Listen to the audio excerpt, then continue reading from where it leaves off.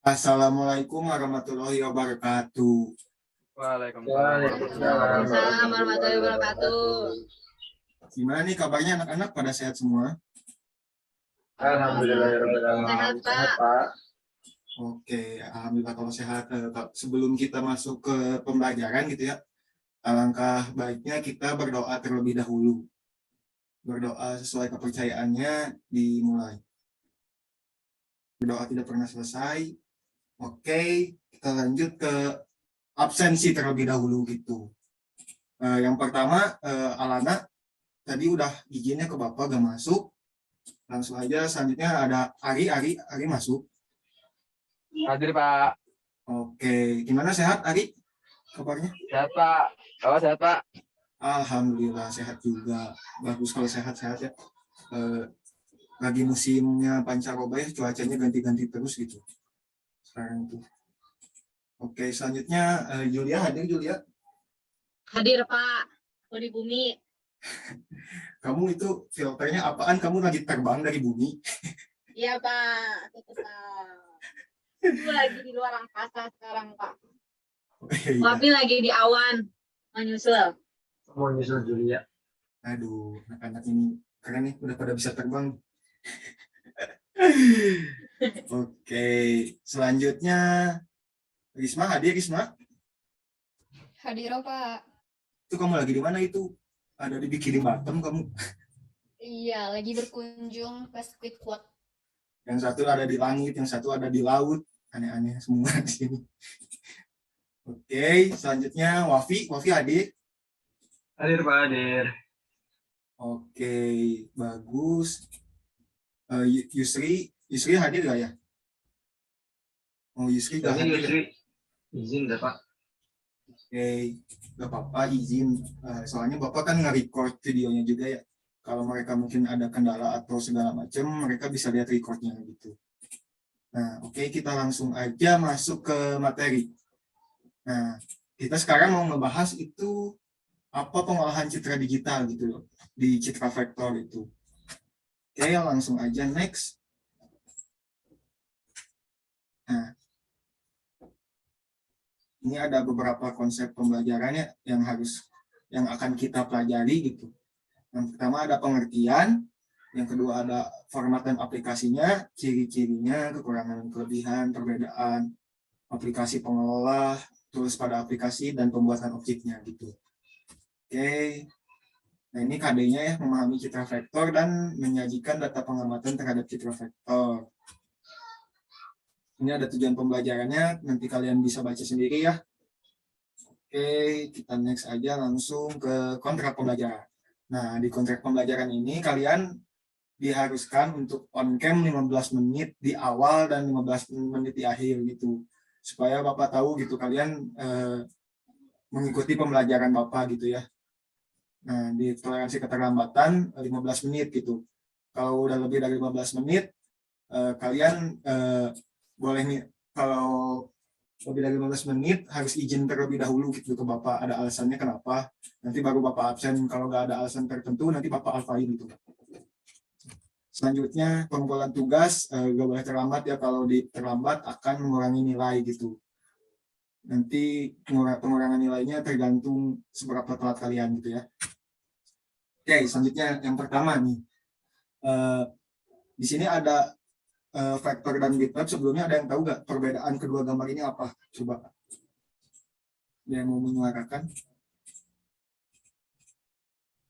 Aku boleh deh Pak, Wafi. Oke, boleh Wafi. Gimana Wafi? Itu kalau perbedaannya, kalau kita zoom, vektor itu kelihatan mulus.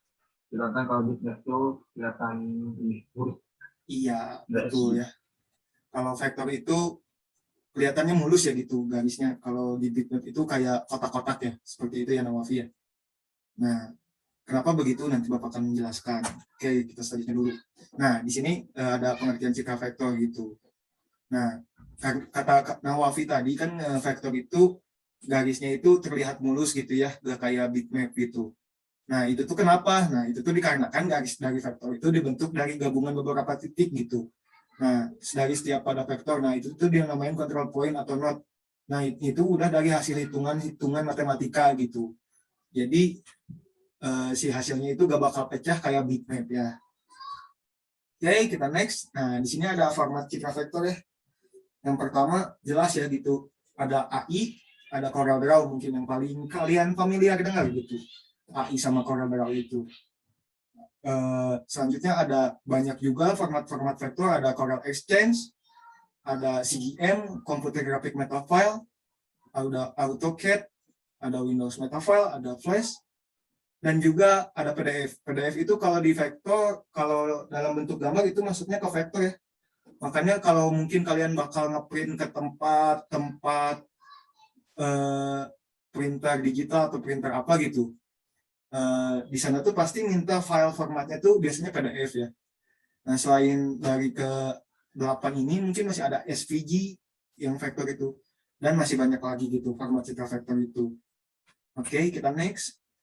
Nah, di sini ada ciri-ciri vektor nih. Nah, ciri-ciri vektor itu yang pertama ya, gambarnya itu fleksibel ya. Ukurannya jika diubah-ubah gambar tidak akan menampilkan kualitas yang sama ya. Seperti yang tadi kata Nawafi jawab gitu, kualitasnya akan mulus seperti yang digambar awal tadi gitu ya. Nah, biasanya juga berbentuk geometri sederhana gitu. Penggunaan warna solid juga sehingga warna gradasinya nggak terlalu banyak ya. Nah, kualitas gambar juga nggak bergantung pada resolusi gitu. Beda dengan bitmap, kalau bitmap itu sangat bergantung pada resolusi gitu, berapapun hasil gambarnya. Nah, kalau vektor, berapapun hasil gambar vektornya akan tetap kualitas bagus gitu, berapapun resolusinya.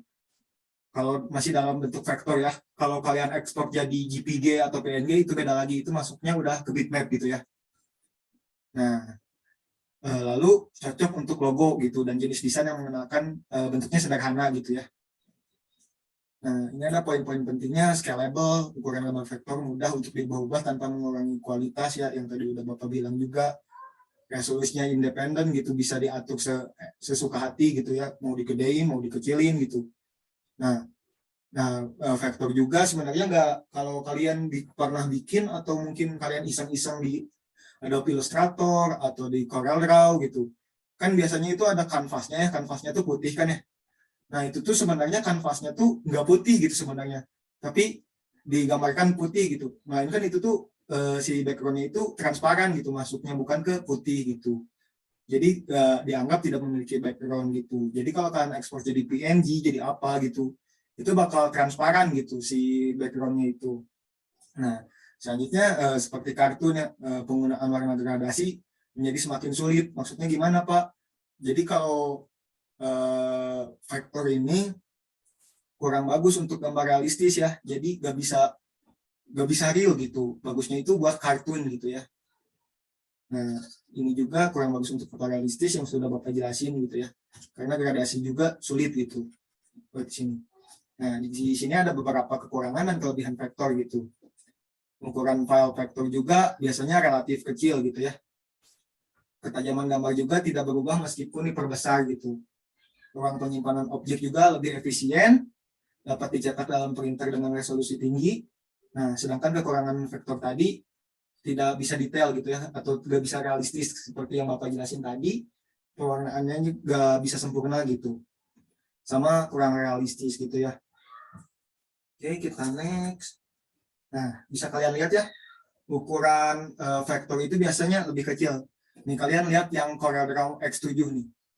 Ukurannya itu cuma 392 KB gitu. Sedangkan kalau udah jadi bitmap atau udah jadi JPG, udah kalian ekspor, hasilnya itu malah nambah ya, jadi 769 KB. Malah itu biasanya 2 kali lipat gitu. Oke, kita next. Nah, kalian bisa lihat ya di sini. Nah, vektor itu disusun dari titik-titik tadi yang control node ya. Sedangkan bitmap itu disusun dari berdasarkan pixel. Oke. Nah, selanjutnya di sini ada yang tadi Wafi udah mention juga dari awal. Nah, gambarnya kalau diperbesar itu nggak pecah gitu. Oke, di sini di Bapak lagi azan dulu sebentar, break dulu ya. Nah, di Bapak azannya udah beres ya. Kita lanjut aja langsung. Nah, apa sih apa sih yang perbedaan itu, apalagi sih Yang pertama, yang tadi udah Nawafi banyak jelasin ya, jika gambar diperbesar gitu, ketajamannya bakal sama gitu kalau di vektor. Sedangkan kalau di bitmap, kalau diperbesar akan terlihat susunan pixelnya gitu, atau kelihatan pecah-pecah gitu ya. Oke, kita next. Nah, bisa dilihat ya, kalau vektor itu gak bisa sedetail bitmap gitu. Kalau di vektor ini kalian bisa lihat ya, di gambarnya tuh lebih masuk ke kartun gitu ya. Sedangkan kalau bitmap itu mau serealistis apapun bisa gitu ya. Oke. Nah, di sini ada beberapa aplikasi pengolah vektor nih yang banyak atau sering digunakan. Sebenarnya masih banyak aplikasi pengolah vektor. Namun yang paling sering dipakai itu kedua ini gitu. Adobe Illustrator sama CorelDRAW gitu. Yang biasanya dipakai percetakan biasanya ya kebanyakan CorelDRAW gitu ya. Kalau AI itu banyak juga dipakai ya. Oke, kita next. Nah, di sini ada beberapa cara ya membuat objek gitu ya. Nah, yang pertama ada membuatnya secara langsung gitu di CorelDRAW-nya atau di AI-nya tanpa membuat sketsa gitu di gambar secara langsung. Nah, namun di sini juga ada cara men-trace gitu atau menjiplak objek yang kalian sudah buat sketsanya gitu ya. Oke. Nah, sebelum masuk ke praktek, ada yang mau ditanyain nggak? Bapak mau tanya, Oke, boleh Isma dulu. kan tadi itu kalau software yang vektor udah ya Pak. Nah kalau yang software untuk pengolah bitmap itu apa ya Pak? Kalau yang paling banyak dipakai atau yang paling populer itu aplikasi yang pengolah bitmap itu Photoshop ya, Adobe Photoshop. Mungkin kamu juga udah tahu ya. Sebenarnya masih banyak juga pengolah vektor itu, pengolah bitmap juga.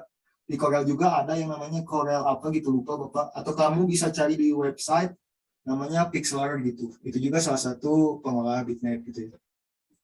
Oke, mau ada yang mau ditanya lagi nggak?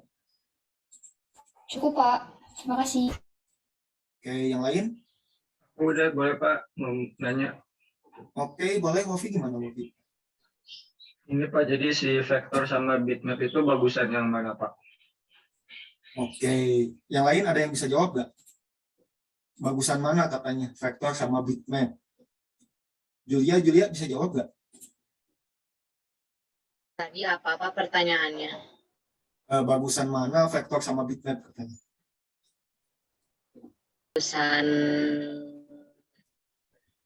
Bagusan apa ya Pak? Nggak tahu Oke. Pak. Nih, biar Bapak perjelas lagi ya. Buat Nawafi, bitmap sama vektor itu gak ada yang lebih bagus ya. Maksudnya gak ada yang lebih bagus gimana sih Pak? Maksudnya itu masing-masingnya ada penggunaannya gitu. Penggunaannya di mana gitu. Kalau vektor itu lebih bagus buat logo gitu ya, dan lain-lain. Sedangkan kalau bitmap sendiri lebih bagus digunakan untuk fotografi ya. Nah, itu biasanya menggunakan bitmap gitu. Jadi bisa lebih realistis. Kayak gitu ya. Nah, Wafi bisa dipahami? Oke, bisa Pak dipahami. Terima kasih Pak. Oke. Selanjutnya kita mau bikin praktek ya. Kita bikin praktek Adobe Illustrator, cara menggunakannya. Bentar. Kita cari sketsa logo aja nih ya, buat latihan kalian.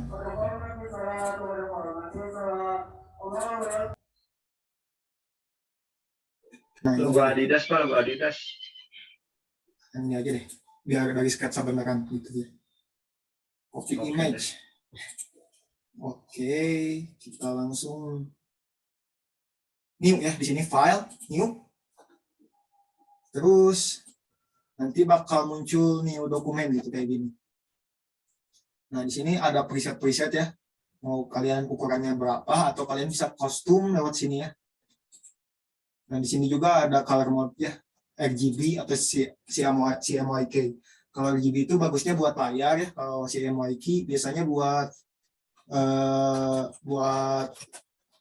percetakan gitu ya. Latihan logo tracing. Oke. Kita buat aja langsung, nanti ini langsung muncul ya kayak gini. tadi Bapak salah pilih preset, tapi ya udah gak apa-apa, kalian bisa custom presetnya sendiri nanti buat layoutnya. Nah ini ya, logo bulat kayak gini. Nah kalian sebenarnya bisa makainya pakai, kalau bulat ini biasanya kalian pakai rectangle tool atau ellipse tool, di sini ada nih. Nah bentuk bulatnya kita sesuaiin aja sama yang ininya, gedenya gitu. Kalian bisa mencet shift biar gedenya tetap bulat. Kalau kalian nggak mencet shift nanti jadinya kayak gini ya, bakal kecil gede kayak gini. Oke, kita langsung aja bikin. Nah kayak gini, bulatnya udah menyesuaikan ya sama logonya gitu. Tinggal yang ininya gimana sih Pak? Nah kalian bisa bikin menggunakan pen tool, atau kalian bisa bikin menggunakan bulat-bulat lagi. Tapi kalau menggunakan bulat-bulat lagi nanti sekiranya bakal lama ya. Kita menggunakan pen tool aja terlebih dahulu buat latihan kalian meregangkan tangan kalian gitu, gimana caranya. Nah di sini kalian pencet ini pen tool ya, lalu kalian tinggal bikin buat di sini langsung di drag gini nih. Nah kelihatan ya, seperti ini buat latihan doang ya, ini contoh doang ya. Oke, kita bikin seperti ini. Lalu kalian bisa bikin asal aja dulu di sini, nanti tinggal dibenerin. Nah, selanjutnya bikin juga yang ini sama kayak tadi, diseleksi yang udah dibuat, lalu menggunakan ini nih, namanya shape builder tool. Nah kalian bisa ngilangin yang di luar-luar ini nih. Caranya mencet Alt sambil ditekan, langsung dihilangin kayak gini ya. Lalu di Alt kayak gini. Oke, sudah seperti itu. Ini kayak ngebentuk ikan ya, si ini itu yin yang. Oke, kita buat mata juga, matanya kita tracing aja langsung seperti ini. Oke. Nah, kalian bisa langsung daripada bikin satu-satu, kalian bisa langsung ditransform, reflect, vertikal, langsung di copy. Nah, ini tinggal di, oh tadi Bapak salah pencet ya.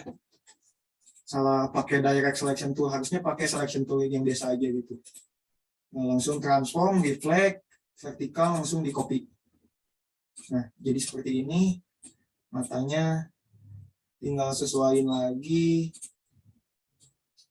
Seperti ini. Reflect lagi. Oke. Nah, jadi ya seperti ini. Ini kalian bisa copy juga. Kalian cara kopinya bisa mencet Alt ya, langsung kayak gini, langsung ke copy gitu. Kalau sambil mencet objek langsung dipindahin gitu. Bisa di reflect lagi. Vertical, oke. Jadi seperti ini. Tinggal rapihin lagi. Nah, kayak gini. Nah ini gimana sih Pak ini? Kok bentuknya segitiga gitu, gak pas. Nah kalian bisa pakai direct selection tool, lalu pilih node-nya di sini. Langsung lalu kalian diginiin. Nah, jadi gak bakal gitu, gak bakal mengklok gitu. Kita langsung warnain aja ya. Jadi ininya jadi apa aja. Ini contoh ya anak-anak. Nah jadi kayak gitu. Bisa dipahami anak-anak? Oke, bisa Pak. Pak. Oke, sudah bisa ngikutin ya. Oke. Alhamdulillah bisa. Nah, selanjutnya Bapak mau kalian bikin logo.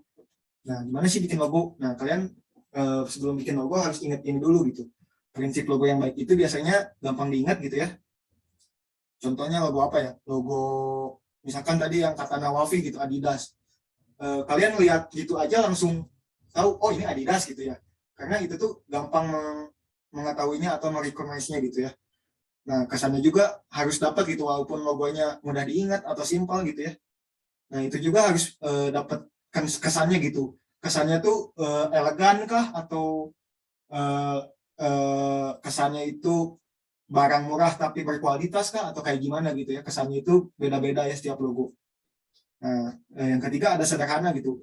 Kesederhanaan itu bisa memudahkan orang untuk mengingat logo itu gitu ya. Yang keempat, fleksibel. Fleksibel itu maksudnya gimana sih Pak? Fleksibel itu maksudnya bisa digunain di mana aja gitu kan. Contoh misalkan perusahaan kalian eh, jadi financial support atau jadi sponsor gitu ya maksudnya. Nah, itu tuh kan biasanya ditaruh di mana aja. Nah, itu tuh harus si logo tuh harus bisa disimpan di banner-banner kayak gitu. Jadi harus fleksibel gitu, bisa ditaruh di mana aja. Yang selanjutnya ada ketepatan sasarannya atau target marketnya gitu. Target marketnya apa dulu gitu. Kalau elegan kan tadi kesan mendalamnya misalkan elegan. Berarti target marketnya itu kan nggak mungkin masyarakat menengah ke bawah ya. Pasti kalau elegan itu ketepatan target sasarannya itu pasti menengah ke atas gitu ya. Sama logo juga harus unik gitu ya. Kenapa sih harus unik gitu? Soalnya kan di dunia ini kalian mungkin desainer juga mungkin satu ya yang bikin logo itu. Nah, desainer itu pasti ada beberapa yang memiliki ide yang sama gitu. Kenapa harus unik? Karena itu kalian bisa menghindari copyright gitu ya dari logo itu sendiri gitu. Sehingga kalian tidak akan, kalau copyright urusannya agak ribet soalnya sama hukum juga gitu ya. Bisa dipahami? Oke. Bisa Pak. Nah, mungkin selama 1 jam ke depan kalian Bapak bolehkan membuat sketsa sama hasil tracingannya gitu sama filosofinya. Nah, di sini Bapak bakal bagi menjadi 3 kelompok aja. Yang pertama Wafi, Lia, Risma sama Alana ya walaupun nggak masuk. Ari sama Yusri ya. Oke. Siapa? Oke, anak-anak gimana tugasnya udah pada beres? Aku udah Pak, kelompok aku. Oke. Kelompok Wafi gimana kelompok Wafi? Udah. Boleh diperlihatin hasilnya? Gimana? Ya Pak. Aku izin share screen ya Pak. Boleh.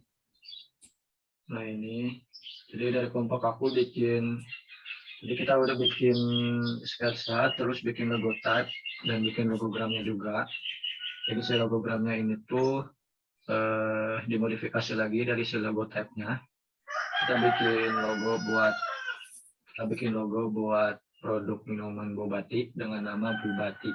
Kemudian untuk logogramnya dibuat seperti ini, berbentuk boneka karyawan, jadi bisa mewakili konsep minumannya dengan target pasar si karyawan swasta. Terus logogramnya dibuat nggak tersenyum biar lebih menarik, terus dia pakai warna hijau yang sedikit berbeda juga dari si logogramnya biar lebih variatif gitu warna hijaunya, tapi tetap mewakili rasa atau menu yang diutamakan dari si produk ini, yaitu green tea, makanya warna hijau. Paling itu aja sih Pak dari kelompok aku. Oke, bagus. Gimana nih teman-teman pendapatnya tentang logo yang udah dibuat kelompok Wafi gitu? Mungkin dari Risma gimana Risma? Kalau dari Risma itu udah bagus sih Pak untuk yang kelompok Wafi. Cuman untuk yang logo apa ya itu teh yang itu sebenarnya ke maskot bukan sih Pak? Iya, betul ya. Bisa masuk ke maskot sebuah usaha gitu ya. Jadi lebih bagusnya kalau logogram itu dimasukin ke maskot gitu ya. Kenapa? Kalau logogram itu biasanya lebih harus melambangkan si usaha kita gitu ya, daripada hanya sebuah maskot atau sebuah karakter gitu ya. Karena kalau kamu lihat cuma dari bentuk ini doang, kita nggak tahu gitu itu tuh usaha apa gitu sebenarnya ya. Bisa dipahami Om Wafi? Oke Pak, bisa dipahami. Terima kasih untuk Risma Oke, masukan. boleh di stop share screen. Yang lain gimana? Udah pada beres juga? Kalau Julia gimana, udah beres? Aku beres, Pak. Oke, semangat sekali. Boleh di share screen? Sebentar, Pak. Oh, boleh.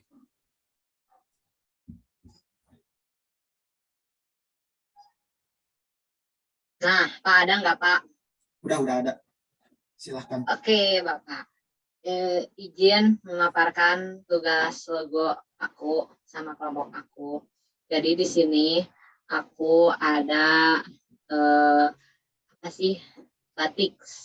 Nah di sini warnanya warna emas karena melambangkan rasa elegan dan kemewahan gitu ya Pak ya, niatnya Pak gitu. Terus nama batik juga diambil dari baju khas Indonesia ya, itu batik ya gitu, dan dibuat menjadi brand yang lebih modern serta elegan gitu Pak. Nah terus di sini di logonya itu ada curug Pak di I-nya itu tuh jadi diambil dari alat pembuat batik yaitu canting gitu Pak. Nah terus pola batiknya itu dipersimpel dan diikuti logo type yang disatukan dan dibuat menjadi seperti huruf X gitu Pak. Nah terus di sini juga ada tulisannya batik pakai X. Nah, terus dari X ini kita gambar menjadi bunga dan itu merupakan pola yang sering ada di kain-kain batik gitu, Pak. Mungkin seperti itu, Pak. Oke. Terima kasih. Gimana nih pendapatnya dari teman-teman? Mungkin dari Wafi boleh ngasih masukannya atau pendapatnya tentang logo ini? Kalau dari aku udah bagus sih Pak, udah bisa mewakili produknya, logonya itu keren. Oke, kalau dari Ari ada masukan nggak? Kita sama kayak Wapi udah bagus Pak itu. Udah menyampaikan semua pesan yang disampaikan udah tersampaikan. Oke, berarti ini target marketnya menengah ke atas ya Julia ya, karena memodernisasi batik dan membuat mewah gitu ya. Iya, Pak. Oke, bagus-bagus. Tapi mungkin masukan dari Bapak ini ada sedikit. Mungkin kalau kalian baca sekilas itu gak bakal langsung kebaca batik ya. Mungkin orang-orang bakal bacanya kayak langsung batik gitu ya, atau miskonsepsi gitu ya. Mungkin X-nya bisa diperjelas lagi, atau mungkin tanpa pakai strip, atau kamu bisa cari inovasi lain lagi gimana supaya terbentuk batik langsung kebaca gitu ya, tanpa orang-orang wah ini batik gitu mereknya. Takutnya kan orang-orang salah persepsi gitu ya. Bisa dipahami Julia? Bisa, Pak. Nanti akan diperbaiki lagi. Oke, boleh di stop share aja langsung. Kalau dari kelompok Ari, gimana kelompok Ari? Dari kelompok saya belum Pak, belum beres. Oke, gak apa-apa, belum beres. Kenapa? Ada kendala kah? Iya Pak, kendala Pak, kita bingung buat nerapin prinsip-prinsipnya gitu loh Pak.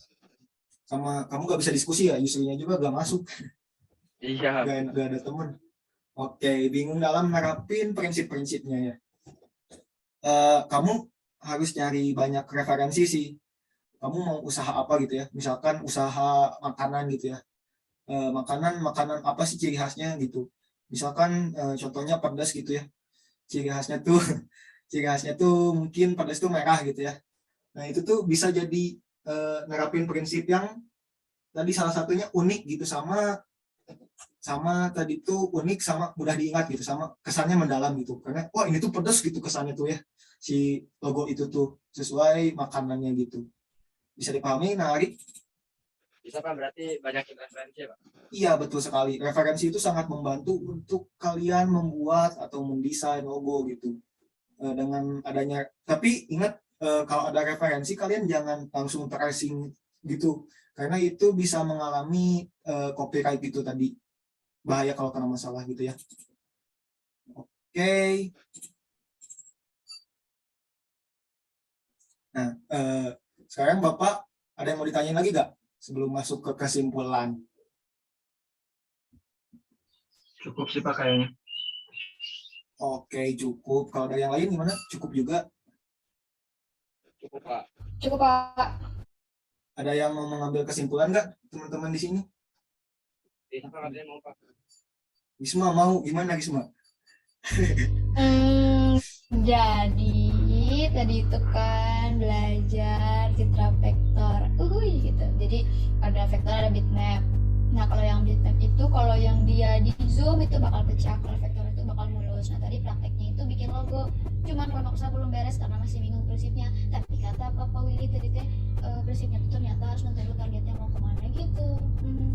Oke, alamannya juga gak masuk ya kamu, jadi gak ada temen ngobrol ya, jadi gak beres juga sama kayak kelompok tadi gitu. Gak apa-apa lah, masih ada minggu depan gitu ya buat kita lanjutin progresnya. Nanti di minggu depannya lagi kita bakal bikin brand guideline gitu ya. Nanti gimana kita lihat di minggu depan. Oke, kesimpulan udah sama Risma. Mungkin Bapak cukupkan sampai di sini. Terima kasih yang sudah memperhatikan. Wassalamualaikum warahmatullahi wabarakatuh. Waalaikumsalam warahmatullahi wabarakatuh. Waalaikumsalam Terima kasih warahmatullahi banyak, Pak. wabarakatuh. Makasih Bapak.